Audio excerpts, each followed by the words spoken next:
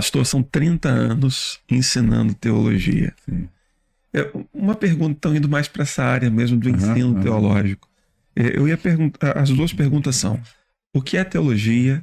E o segundo, o ensino teológico é atual hoje? É válido? É necessário hoje?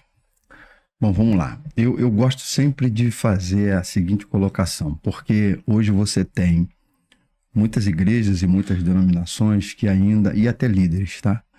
Que têm uma aversão à teologia por conta de muita gente que diz ter estudado teologia ou está estudando teologia e foi se afastando de uma vida cristã responsável, de uma vida cristã viva, de uma vida cristã santa, compromissada, e responsável diante de Deus. Então, na leitura dessa gente, teologia o quê? Desvia.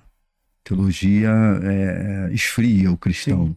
Né? O meio pentecostal, inclusive, ainda é muito forte isso, porque... Aquela ideia da letra mata. Isso, aquele texto, né? Mas a letra que lá no nosso canal eu já coloquei lá sobre a letra mata, o Espírito vivifica, né? Explicando, você entendeu errado, né?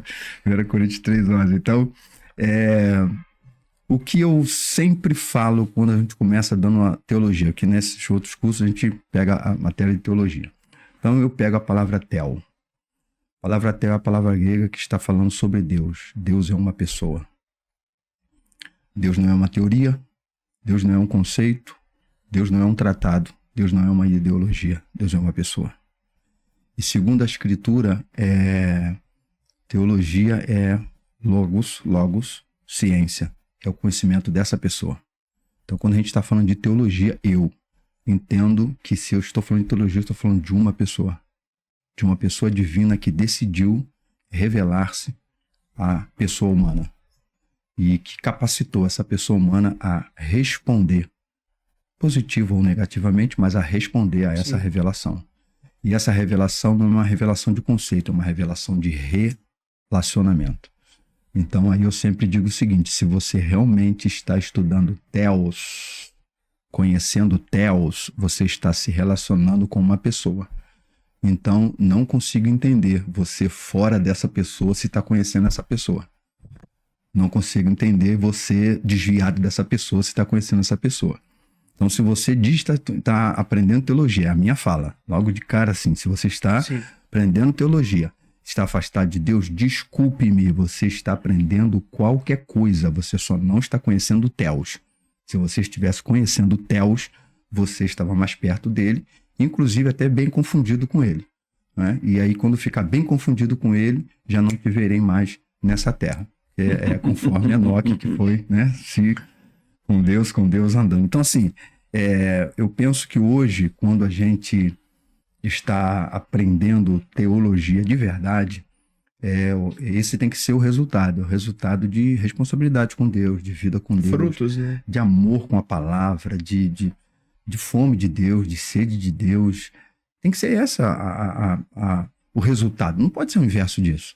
Agora, quando o cidadão está sentado em qualquer lugar, que está sendo ensinado teorias teológicas apenas, conceitos teológicos apenas, só para o cara sair dali se sentindo sabidão, agora eu sei sobre Deus, não. Aí ele está aprendendo qualquer coisa menos Theos. Então eu sempre faço questão de enfatizar isso. E sempre dizendo, às vezes, para o aluno o seguinte: você está aqui para que a tua vida tenha sentido. Você está conhecendo mais sobre Deus, mais sobre o Criador.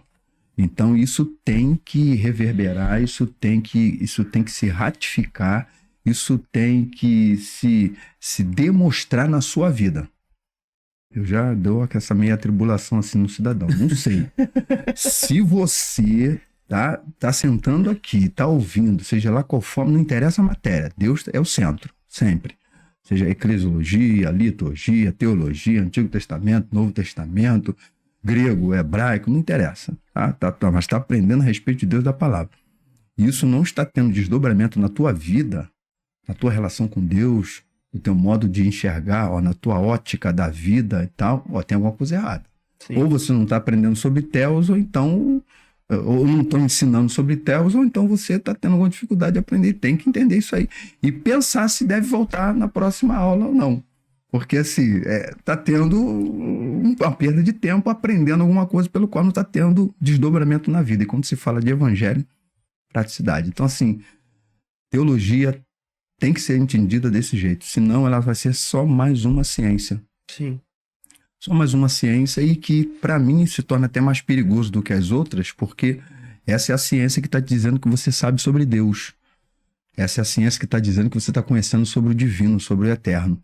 E aí, quando na verdade, tu não está conhecendo nada sobre o eterno, está ficando cada vez mais desconhecido do eterno, quer dizer, desconhecendo mais o eterno, apesar de por ele ser conhecido. Então, para mim, é mais perigoso nesse sentido. E aí, a segunda pergunta, vale? Como vale? E mais do que vale, até porque estamos vivenciando os últimos dias, os últimos tempos, como a Bíblia diz, e são os tempos que estão falando de amor se esfriando, né? Exatamente falando do crescimento da corrupção, da iniquidade, e também onde, segundo Jesus, muitos cristos, e de acordo com a linguagem de João, né, o apóstolo, muitos anticristos, Sim. falsos mestres, né? E é interessante uma coisa, que quando você vai para quase todas as epístolas de Paulo, junto com a de Pedro, junto com a Tiago, junto com a de João, eles tocam no mesmo assunto. Falsos mestres e falsos ensinos. Quase todos. Parece que estão até num coral, parece até que estão numa orquestra. E esse é um dos sinais desses últimos tempos. Então, a atualidade da teologia, a importância dela, é importantíssimo, mais do que tudo. A gente está aprendendo as escrituras justamente porque esse é um dos males que a igreja não...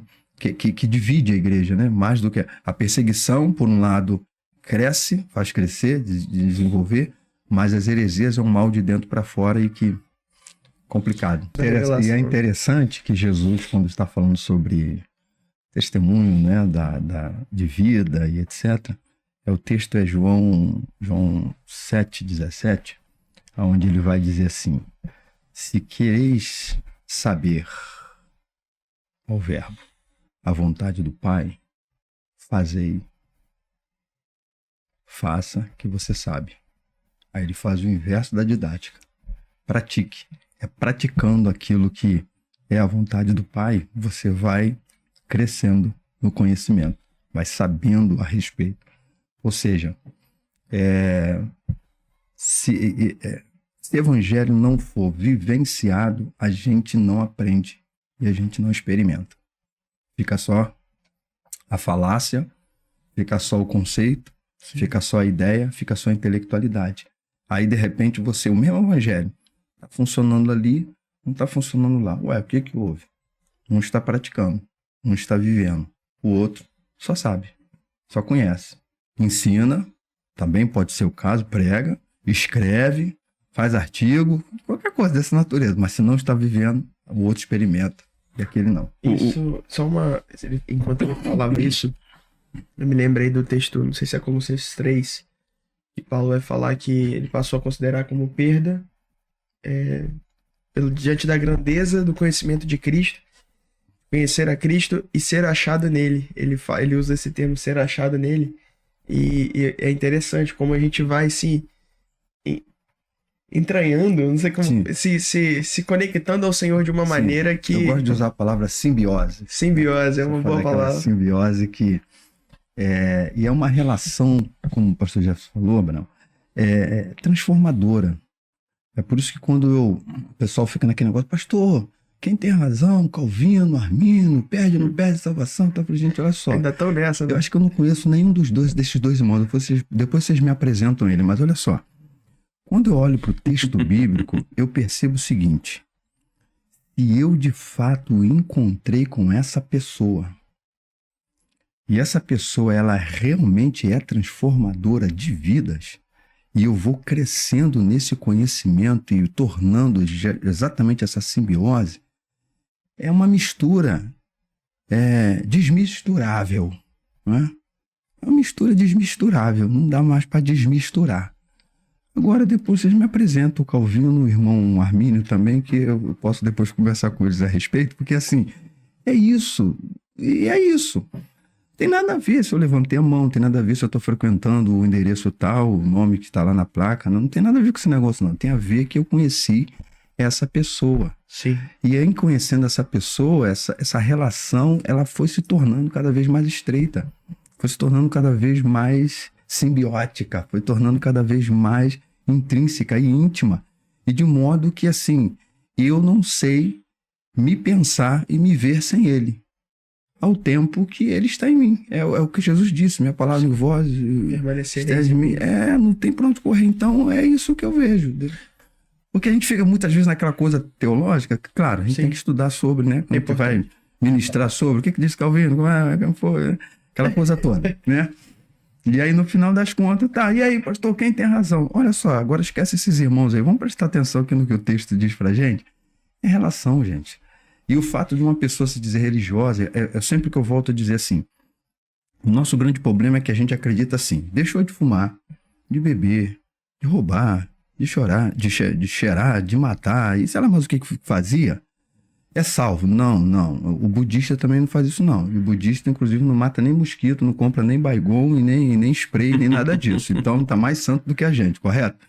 Então, é porque a gente pelo menos ainda mata isso, e mata barata também. Já tô quando fala de barata, é o caso sério. Então, se eu lá em casa só Jesus, lá em casa se voar uma barata, meu pai do céu, só Jesus. Mas enfim, voltando. Então, mas essa gente não conheceu Jesus. Eles deixaram de fazer um monte de coisa, mas não conheceram Jesus. Então, o fato de deixar de fazer um monte de coisa, segundo a Escritura, não faz deles um salvo. Estou falando de conhecer Jesus. O restante é assim, claro. Por isso que eu sempre volto a dizer, acho que eu também já devo ter dito isso em sala de aula. Evangelho não é uma proposta e um convite à mudança de comportamento, mas a uma mudança de natureza. Sim. Então, mudança de comportamento nem sempre significa a mudança de natureza. Mas a mudança de natureza, consequentemente, será uma mudança de comportamento. Ponto. É isso. Só que o Evangelho vem para mudar a natureza. Então, eu deixei de ser quem eu era para estar andando agora na novidade de vida. Aí essa é a evidência, né? Visível, vamos assim dizer, de que isso aí encontrou Jesus, hein? Isso aí encontrou Jesus. Fora isso, a gente... Só Jesus, não tem pra onde correr. Na fala do Senhor, fica implícito de que todo crente, em algum grau, ele está vivendo um processo de aprendizagem teológica, né? Então, todo crente, aqui eu vou apimentar o negócio, todo crente é um teólogo, né? E aí você vai ter aquela compreensão do teólogo como aquele que se dedica a organizar esse conhecimento. Sim. Né? E você vai ter ainda aquela percepção do próprio Cristo dizendo: errais por não conhecer as Escrituras e nem o poder de Deus. Então é importante, é bem verdade que a leitura do texto, ela não é necessário que você tenha um amplo conhecimento linguístico ou de uma história de formação do texto canônico, etc. Né? O crente mais simples pode ler. Sim. E lendo será edificado. Sim. Mesmo que não saiba ler, ouvindo o texto, ele será edificado. Mas é importante que tenham aqueles, né, que vão ali trabalhar. Que vão um pouco mais longe, que vão mais profundo. É porque o que a gente vê uma das figuras que me chamam muita atenção da igreja no Novo Testamento, quando Paulo faz essa comparação, 1 Coríntios 12, verso 12 em diante, da igreja como um corpo. Né? O corpo é um só, mas ele só é um corpo porque ele é a conjunção de muitos membros. E cada um tem a sua função, cada um tem a sua peculiaridade.